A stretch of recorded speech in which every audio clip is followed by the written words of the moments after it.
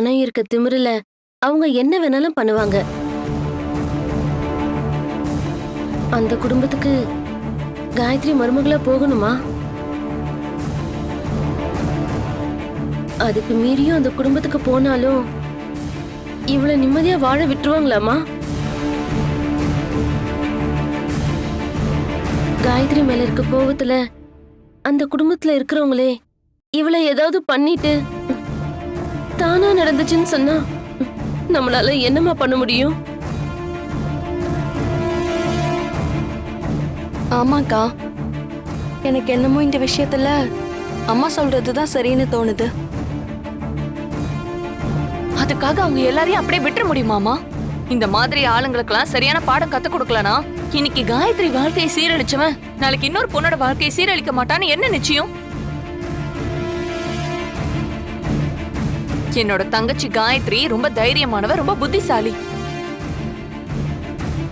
இந்த விஷயத்துல அவ அவ்வளவு அவமானமும் வலிய அனுபவிச்சிருக்கா. அதனால கண்டிப்பா அந்த சந்தோஷ் காயத்ரி கழுத்துல தாலி கட்டிதான் ஆகணும்.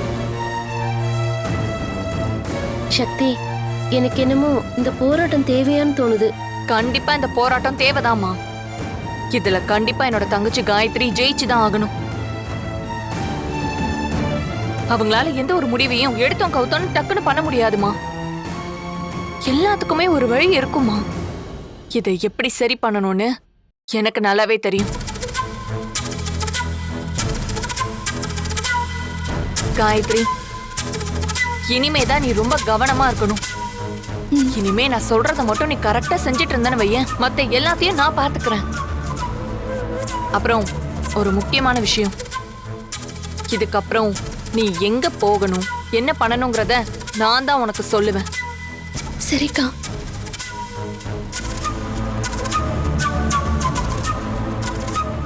கல்யாணி, அக்கா, அதை போய் எடுத்துட்டு வா. ம்.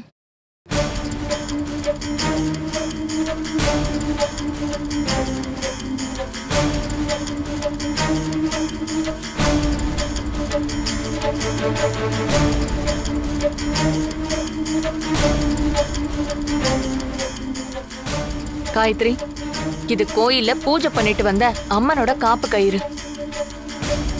என்ன நடந்தாலும் இந்த பிரச்சனை முடியற வரைக்கும் இந்த கயிறை உன் கையில இருந்து நீ கழட்டவே கூடாது. உனக்கு அந்த கடவுள் துணையா இருக்கும். அது கூட இந்த அக்காவும் உனக்கு துணையா இருப்பேன். கையை காட்டு.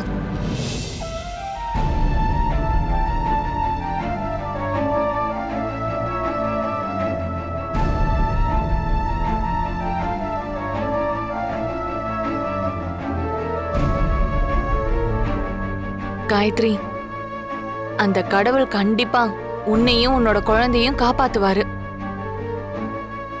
என்ன நடந்தாலும் எல்லா பிரச்சனையும் தாண்டி சந்தோஷ் கூட உன்னை கண்டிப்பா நான் சேர்த்து வைப்பேன். இது ஏன் மேல சத்தியம்.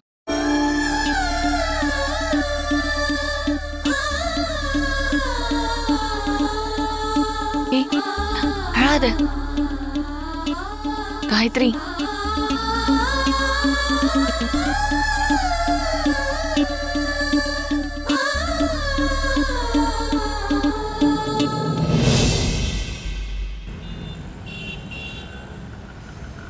யாருமா நீங்க?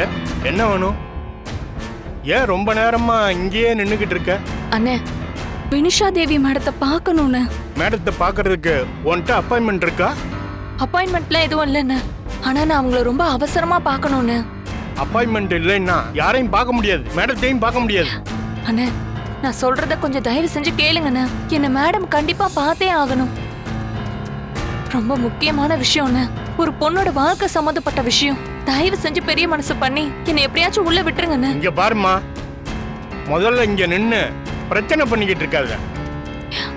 இப்ப மேடம் வர்ற டைம். நான் உன்னை அடிச்சு துரத்துறதுக்கு முன்னாடி தயவு செஞ்சு இங்க இருந்து போயிடு. அண்ணா, நான் உங்களை கையெடுத்து கும்பிட்டு கெஞ்சி கேட்டுக்கிறேன். நான் மேடமை பார்த்து ஒரு 10 நிமிஷம் பேசிட்டு கிளம்பிடுவேன். தயவு செஞ்சு நான் சொல்றது கொஞ்சம் புரிஞ்சுக்கோங்கண்ணே, ப்ளீஸ்ண்ணே. இங்க பாருமா, என்ன தப்பா எடுத்துக்காத. இந்த கம்பெனிக்குன்னு ஒரு ரூல்ஸ் இருக்கு. அப்பாயின்மெண்ட் இல்லாம உள்ள போக முடியாது. முதல்ல கிளம்பு. நீ இப்படியே இங்க நின்னு அழுது ஆர்ப்பாட்டம் பண்ணிக்கிட்டு இருந்தா அதை மேடம் பார்த்தாங்கன்னா எனக்கு வேலை போயிடும்.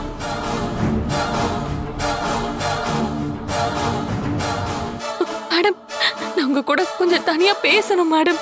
மேடம், இந்த பொண்ணுகிட்ட நான் எவ்வளவோ சொல்லி பார்த்துட்டேன், அப்பாயின்மெண்ட் இல்லாம மேடத்தை பார்க்க முடியாதுன்னு. ஆனா நீங்க கார்ல வந்து இறங்குனதை பார்த்த உடனே இங்க வந்து நிக்குது. மேடம் ப்ளீஸ் மேடம், நான் உங்க கூட கொஞ்சம் தனியா பேசணும் மேடம். நான் சொல்றத கொஞ்சம் கேளுங்க மேடம்.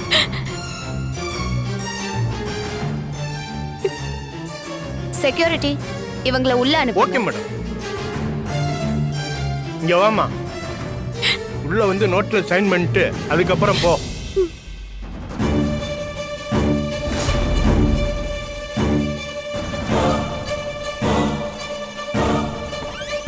Excuse me madam.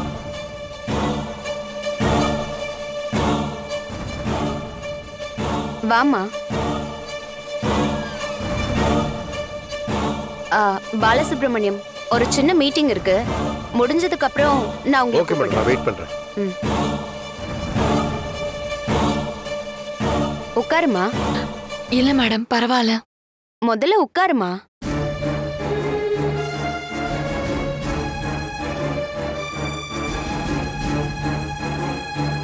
யாருமா நீ? உனக்கு என்ன வேணும்?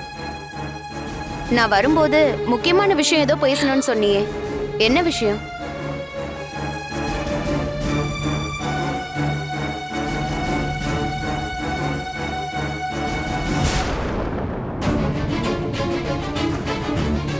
அது என் பொண்ணு, அதனால நீ எதுவா இருந்தாலும் பதட்டப்படாம ஓப்பனா பேசு.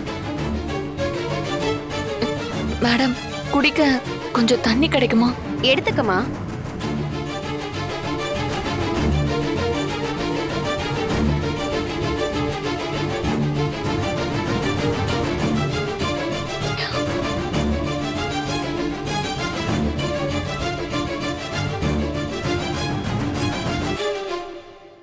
மேடம், என் பேரு சக்தி. சொல்லு சக்தி, ஏதாவது வேலை விஷயமா நீங்க என்ன பார்க்க வந்திருக்கீங்களா? இல்ல மேடம், உங்க பொண்ணு கவிதாவோட வாழ்க்கை விஷயமா பேச வந்திருக்கேன்.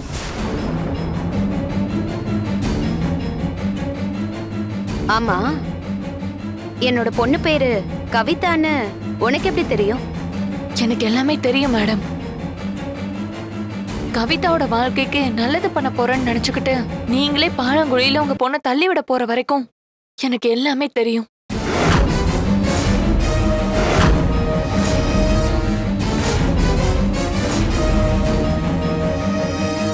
யார் இடத்துல வந்து என்ன பேசுறோன்னு தெரிஞ்சுதான் பேசுறியா? மேடம், தயவு செஞ்சு கோவப்படாம நான் சொல்றத கொஞ்சம் நிதானமா கேளுங்க.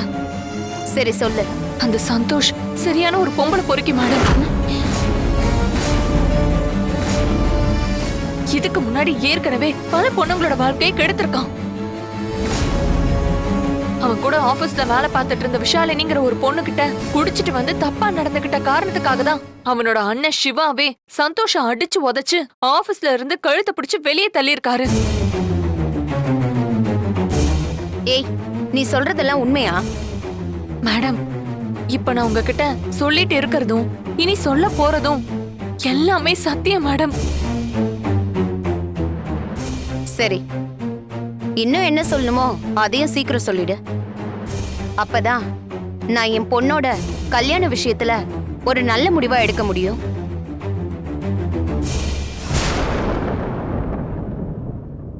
அந்த சந்தோஷ் இப்போ ஒரு பொண்ணை ஏமாத்தி அவளோட வாழ்க்கையை நாசம் பண்ணிட்டான்.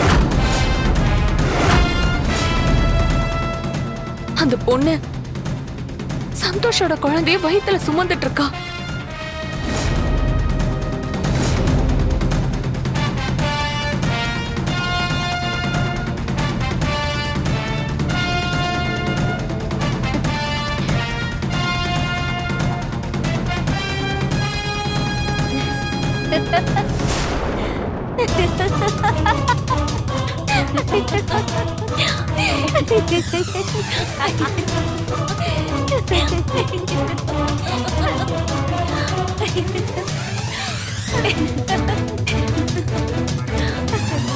அப்புறம் அடுத்து அந்த சந்தோஷ் என்ன பண்ணான்னு நான் சொல்லட்டுமா? பாக்குற எல்லா பொண்ணுங்க கிட்டயும் ரொம்ப தப்பா நடந்துப்பான். இது வரைக்கும் அவனால பாதிக்கப்பட்ட பொண்ணுங்க சூசைட் பண்ணி இறந்து போயிருக்காங்க. அதுவும் இல்லாம அவன் சரியான சைக்கோ. அதனால உங்க பொண்ண தயவு செஞ்சு அந்த சந்தோஷ்க்கு கட்டி கொடுக்காதீங்க. இப்ப நான் சொன்னது தானே எங்க அம்மா கிட்டயும் என்கிட்டயும் சொல்ல வந்திருக்கீங்க.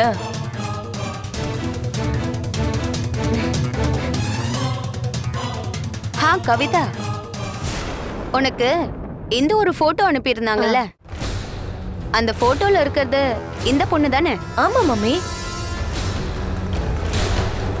அவங்க போட்டோ அனுப்பி இவ என்னென்ன சொல்லுவான்னு சொல்லிருந்தாங்களோ அது ஒண்ணு கூட மாறாம எல்லாத்தையும் அப்படியே கரெக்டா சொல்லிட்டா.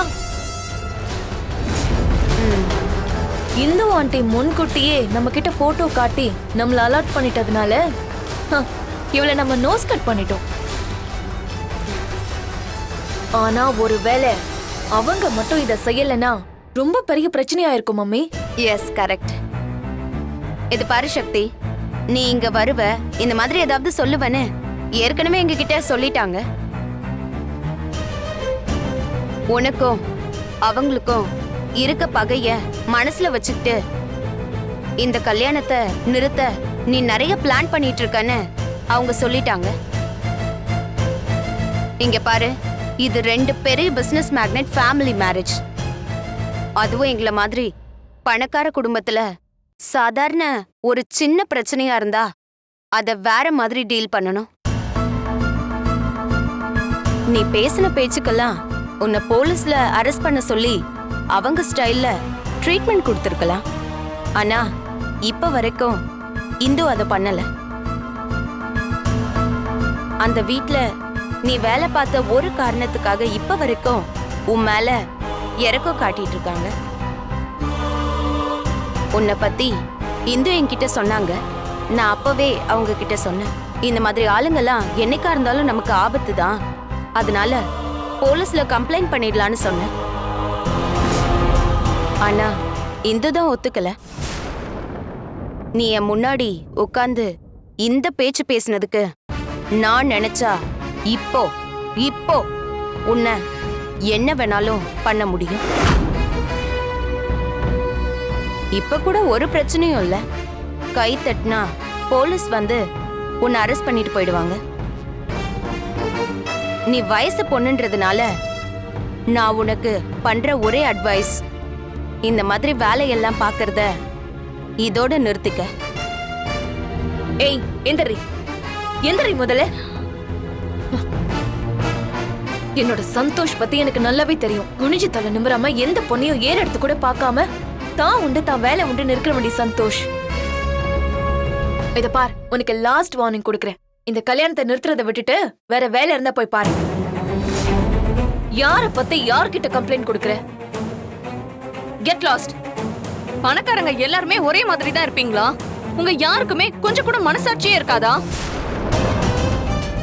ஒரு பொண்ணோட வாழ்க்கையை ஏமாத்தி இன்னொரு பொண்ணோட வாழ்க்கையை ஏமாத்த போற அந்த சந்தோஷ் உங்களுக்கு எல்லாம் நல்லவனா போயிட்டான்ல. டேய், இதுக்கு மேல நீ ஒரு வார்த்தை கூட பேசக்கூடாது. முதல்ல வெளில போ. நான் வெளியே போக மாட்டேன். நான் எதுக்காக போகணும்? நீங்க இந்த கல்யாணத்தை நிப்பாட்டுவேன்னு சொன்னா மட்டும்தான் நான் இங்க இருந்து வெளியே போவேன். Security, security. Yes madam. இந்த கல்யாணத்தை நிப்பாட்டுறேன்னு சொல்ற வரைக்கும் நான் இங்க இருந்து போக மாட்டேன். இவளை முதல்ல கழுத்து பிடிச்சு வெளியே தள்ளுங்க.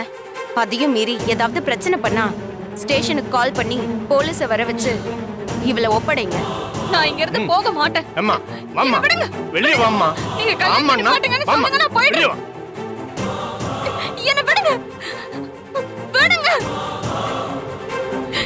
தயவு செஞ்சு நான் சொல்றத கேளுங்க, கேளுங்க ப்ளீஸ். சொன்னா கேளுங்க, என்ன விடுங்க. அம்மா வாம்மா, வெளியே வாம்மா. ஆமாண்ணா.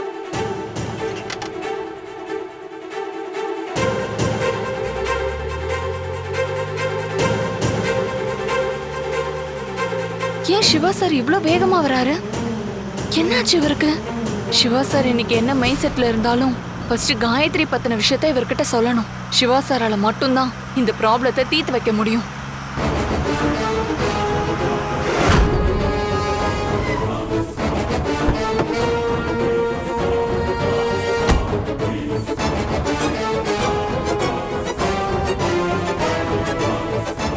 சிவா சார், நான் உங்ககிட்ட சில விஷயங்கள்லாம் சொல்லணும். அதனாலதான் நான் உங்களை இங்க வர சொன்னேன்.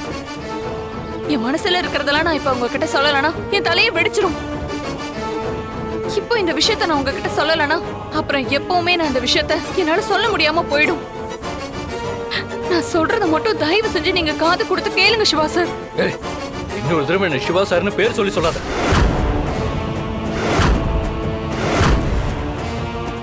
வெறும் சார்னு மட்டும்தான் சொல்லணும். ஏன்னா நீ என் கம்பெனில ஒர்க் பண்ற ஆஃப்டர் ஆல் ஒரு டீ கான்ட்ராக்டர், அவ்வளவுதான்.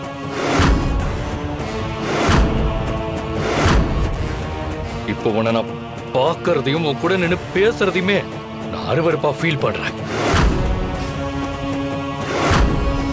ஏய், இவர் உன்னை பார்க்கவே எனக்கு சுத்தமா பிடிக்கல. உன்னை நான் எவ்வளவு முழுசா நம்பினேன்.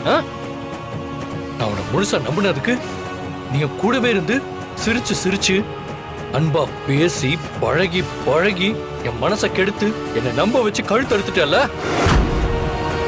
எனக்கு சுயநினைவு இல்லைன்னாலும் இப்ப நான் ஃபீல் பண்றேன், எதுக்கா நான் உன்னை டிவோர்ஸ் பண்ணிருப்பேன். இப்படி ஒரு சீப்பான கேரக்டரா இருக்கிறதுனாலதான் நான் உன்னை டிவோர்ஸ் பண்ணிருப்பேன்னு இப்போ எனக்கு தோணுது. போதும், நிறுத்துங்க சார். நான் ஒண்ணு சொல்ல வந்தா நீங்க வேற எதையும் மனசுல வச்சுட்டு பேசிட்டு இருக்கீங்க. இப்படிதான் ஒவ்வொரு தடவையும் நான் சொல்றது ஒண்ணு, நீங்க புரிஞ்சுக்கிறது ஒண்ணு. இப்போ நீங்க அதே மாதிரி தான் பண்றீங்க. உங்ககிட்ட இருக்கிற பெரிய பிரச்சனை என்ன தெரியுமா சார்? என்ன பத்தி யாராவது தப்பா சொன்னா ஏன் சொல்றாங்க, எதுக்காக சொல்றாங்க, அத எதை பத்தியுமே யோசிக்காம யார் என்ன சொன்னாலும் அத அப்படியே கண்மூடித்தனமா நம்பிட்டு வந்து ஒவ்வொரு தடவையும் நீங்க தான் சார் இப்படி தப்பா பேசி என்ன அசிங்கப்படுத்துறீங்க. இவர் இதுக்கப்புறம் மூஞ்சில முழிக்க கூடாதுன்னு நினைச்சிட்டு இருக்கேன். இருந்தாலும் நான் உன்னை பார்த்து உன் நாக்க புடுங்குற மாதிரி 4 கேள்வியை கேட்டுட்டு அதுக்கப்புறமா உன்கிட்ட ஒரு முக்கியமான விஷயம் சொல்லணும் தான் இப்ப நீ கூப்பிட்டோன்னே நான் கிளம்பி வந்தேன். சிவா சார், நீங்க ஏதோ தப்பா புரிஞ்சுக்கிட்டு மனசுக்குள்ள எதையோ வச்சுக்கிட்டு யார் சொன்னதையே கேட்டுக்கிட்டு இங்க வந்து இப்படி என்கிட்ட பேசுறீங்க. இது ரொம்ப தப்பு சார்.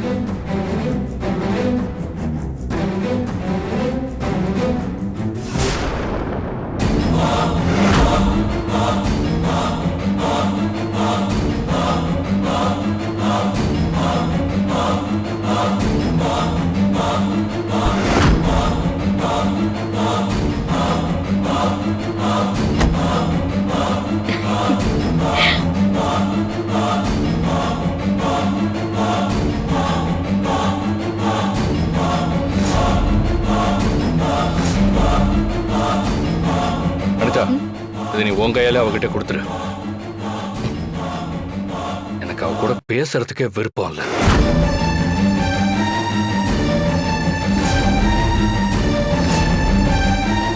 ஏய், இப்ப நான் இவ கையில கொடுத்தது என்னன்னு பாக்குறியா? அது வேற ஒண்ணும் இல்ல, உன் டீ கான்ட்ராக்டோட கேன்சல் அக்ரிமெண்ட்.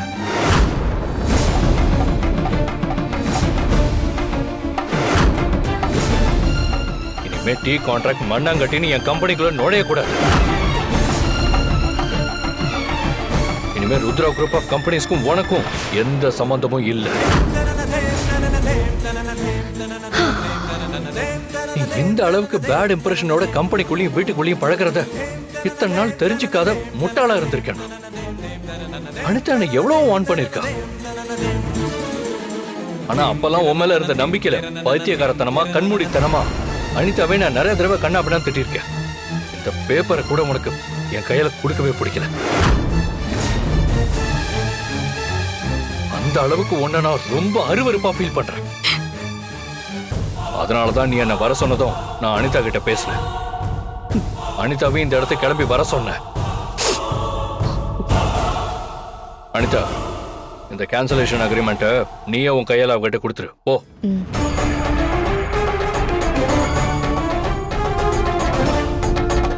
ஏய், இந்தா. இதுல உன்னோட கேன்சல் அக்ரிமெண்ட் பேப்பரும் உன்னோட ஃபைனல் செட்டில்மெண்ட்டும் இருக்கு. இதுக்கப்புறம் நீ மூஞ்சிலே முழிக்க கூடாது. என் வாழ்க்கையிலே உன்ன மாதிரி ஒரு கேவலமான பொண்ணை இது வரைக்கும் நான் பார்த்ததே இல்லை. இனிமே உன்னை நான் பார்க்கவும் விரும்பல.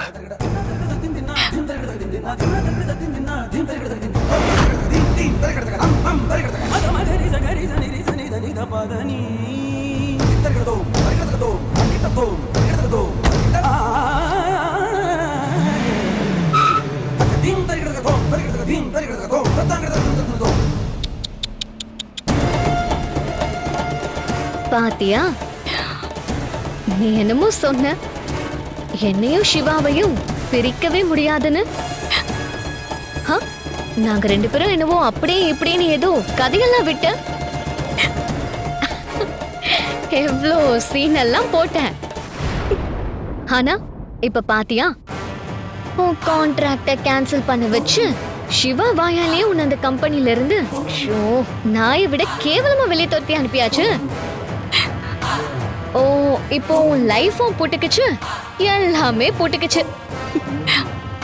இனிமே நீ மறுபடியும் உன் வாழ்க்கை இருக்குல்ல, வாழ்க்கை அத முதல்ல இருந்து ஆரம்பிக்கணும். அடுத்து பாவம் எந்த வீட்லயாவது வேலைக்காரியா போய் சேர்ந்துக்கோ. பாவம் சக்தி, நீ உன்னை நினைச்சாலே எனக்கு ரொம்ப பரிதாபமா இருக்கு.